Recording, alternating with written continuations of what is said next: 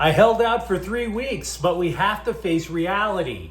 UCLA football sucks.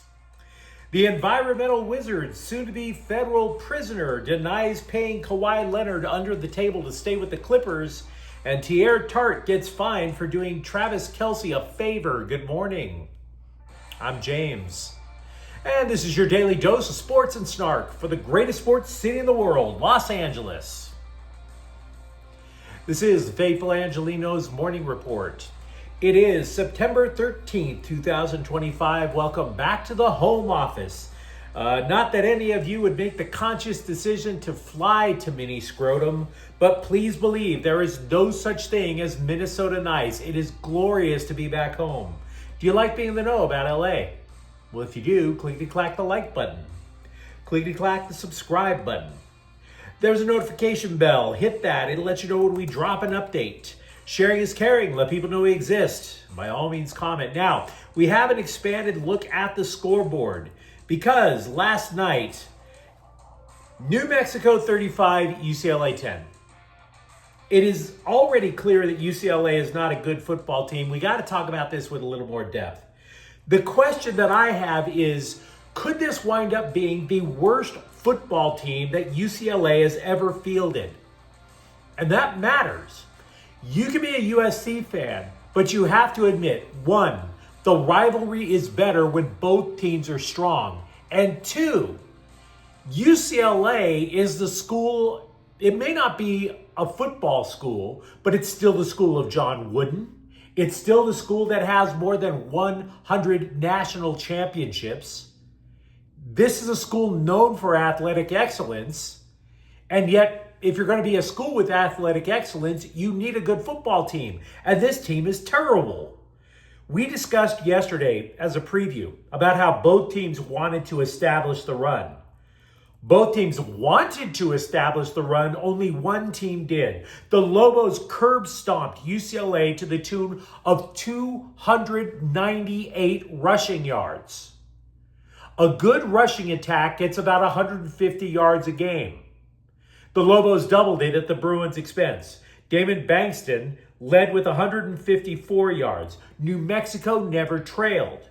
Now, Nico Iamaleava did his best. He passed for 217 yards, threw a 12-yard touchdown pass for UCLA. But where the hell is this team going to win now? The Big Ten is way stronger than UNLV. The Big Ten is way stronger than New Mexico. You just got your asses kicked up and down the field in front of your own dwindling fan base by the... You have to think before you remember that New Mexico is nicknamed the Lobos. By the way, if you're wondering, the last winless Bruins team was 1924. Pre-Great Depression, 1924. 23 skidoo. Let's all dance with flappers and hope their little dress shows a little bit of knee. That's how long ago. Meanwhile, Deshaun Foster was asked if he's really sure that he's the right guy for the job, to which he replies, quote, "Most definitely, because I can get these boys to play," unquote. Play what? Play what? 3 games in a row, clearly not prepared. The only hope that they had on defense was a couple of defensive linemen returning. That was their only returning starters. But 3 defensive linemen missed last night's game. So then he denies being overmatched on the coaching sidelines as well. Look, this is not to blast Deshaun Foster. When he arrived last year, he arrived at the absolute last possible minute, had to assemble a team from scratch, but he's been on the job now for a year. You can't regress this much and expect to keep your job. You tell me where UCLA football is going to get a win this year. Because I'll be damned if I predict them getting a win. I don't see it. I'm not predicting winlessness. It's very likely they'll luck out into a win, maybe 2. You think they're going to beat USC in the rivalry game? Oh, no. And that's not me trying to clown. We face reality on this channel. So yeah, if you're a Bruins fan, you let me know. Because my days of trying to forecast the way a UCLA has a path to victory for this year, that's gone. Meanwhile, it took 10 innings for San Francisco to beat the Dodgers 5-1, and yet the Dodger magic number still drops to 13. Meanwhile, good schedule today. The Dodgers play San Francisco at 7:15, but USC is at Purdue at 12:30. Both teams are looking to go 3-0. Now, to be fair, neither team has played anybody that you've heard of. This is not exactly a clash of titans today. The thought was, going into the season, that the Boilers were in a total rebuild mode. Lucky if they win a couple. Well, they've already got that. They do put up decent offensive numbers. Ryan Brown passed for 481 yards. Devin Maccabee rushed for 185. But I'm still taking USC, and there's a reason for it. The Trojans have things Purdue doesn't. They have both lines, for example. The secondary for Purdue was completely rebuilt. Jake Mayava has almost passed for 700 yards so far this year, and he's going now against a completely rebuilt secondary. My gut feeling is we're probably looking at an offensive juggernaut for both sides, but USC is just going to run them off the field. That's my belief. It's Galaxy Game Day at 5:30. The defending MLS Cup champions could be eliminated as soon as tonight. Moreover, the team has shut down midfielder Ricky Puig for the rest of the season. He's been recovering from knee reconstruction surgery. He hasn't played this year at all. LAFC is at San Jose. That match is at 5:30. And Angel City FC is at North Carolina. That game starts at 9:30 a.m. What do you say we get to the news? The former owner of an environmental finance company, a guy who is about to go to the federal pen for fraud. He has denied Clippers owner Steve Ballmer laundered money through that company to pay Kawhi Leonard. Yes, the owner was like, crypto and trees. We are going to save the planet with crypto and trees, with our company, Aspiration. How could that possibly fail? That's not sketchy at all. So Andre Chardis went to X and wrote, quote, the contract contained 3 pages of extensive obligations that Leonard had to perform. And the contract clearly said that if Leonard did not meet those obligations, Aspiration could terminate the contract, unquote. Fascinating. Then what were those obligations? Because Kawhi Leonard clearly met 0 of them.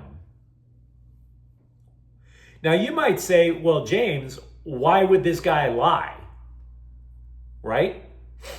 Well, for those of us who, as the song says, have friends in low places, criminals have a tendency to ask what's in it for them. Right?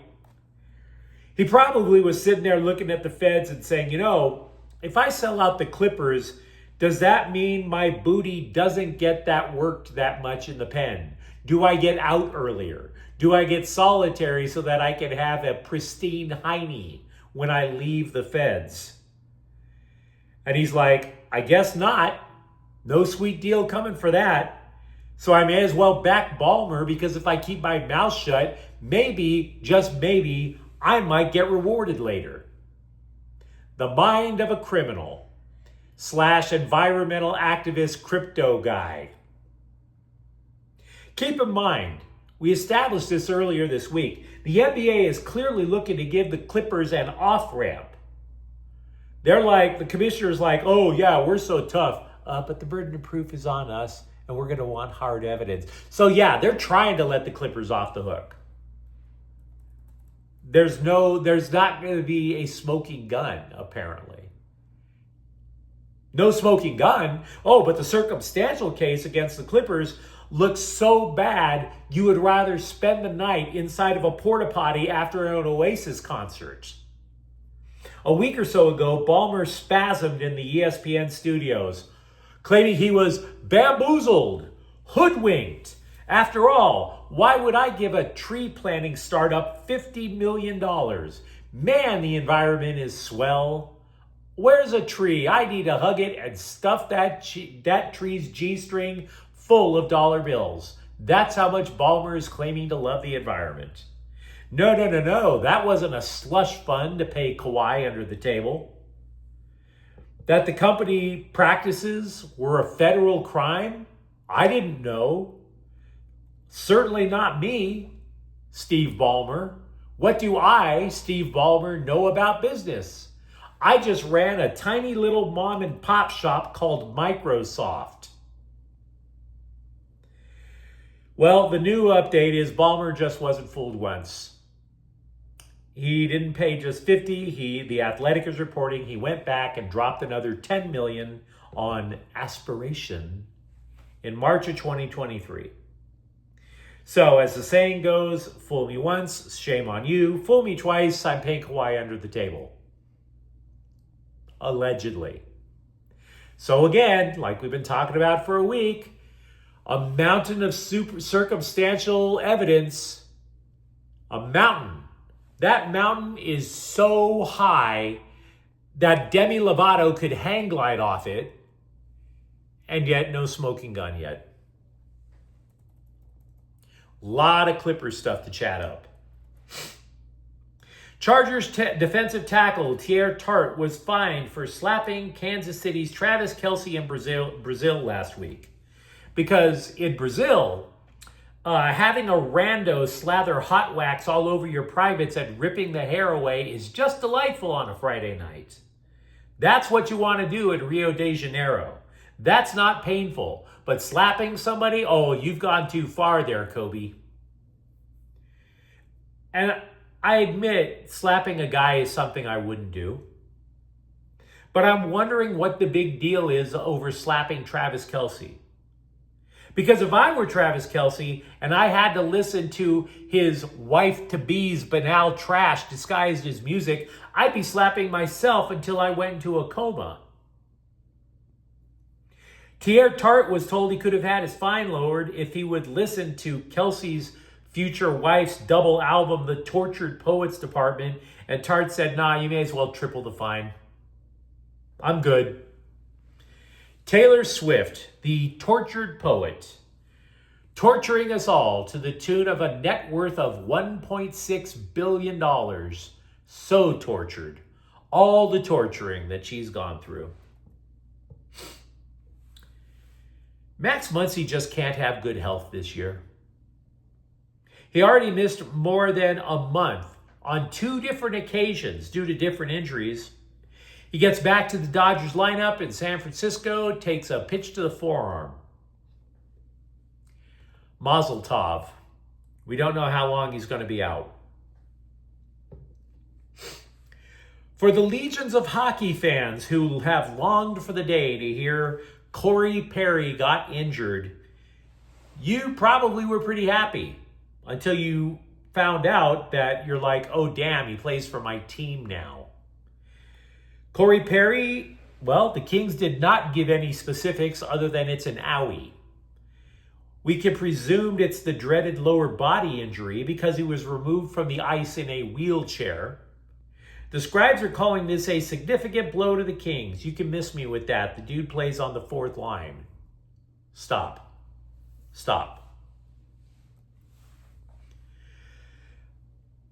I've been talking about how I don't want to talk about the Sparks anymore for a while, but I do want to get to this. If you think they are one player away from finally returning to the playoffs, you are thinking more about the Sparks than they deserve to be thought about. They do not deserve what space is left in the hard drive of your cranium. They've missed the playoffs for 5 consecutive years, and oh, by the way, they are not a player away. They are not. They have 7 free agents to be. 2 of them are players they would actually have to keep. So they could be 3 players away. Leading scorer Kelsey Plum, free agent to be. Leading rebounder Dearica Hamby, free agent to be. Even if they keep those 2, by the way, that 1 player away is not going to come through the WNBA draft. They traded that first round pick already to Seattle. So the Sparks, 5 consecutive years of missing the playoffs and counting, they are still up poop creek. But you let me know what you think in the comments thread. Talk to me about how upset, disappointed, or if you're a USC fan, overjoyed you are that UCLA football is trash. And for that matter, do you buy into this idea that the Clippers were just innocent bystanders investing in an environmental group? And if you enjoyed this update, don't forget to subscribe to Faithful Angelenos. We're talking LA sports every single day. Thank you for watching. I'm James, and we'll be back tomorrow. Faithful Angelenos is a Kian Cortel Queso production. Take care.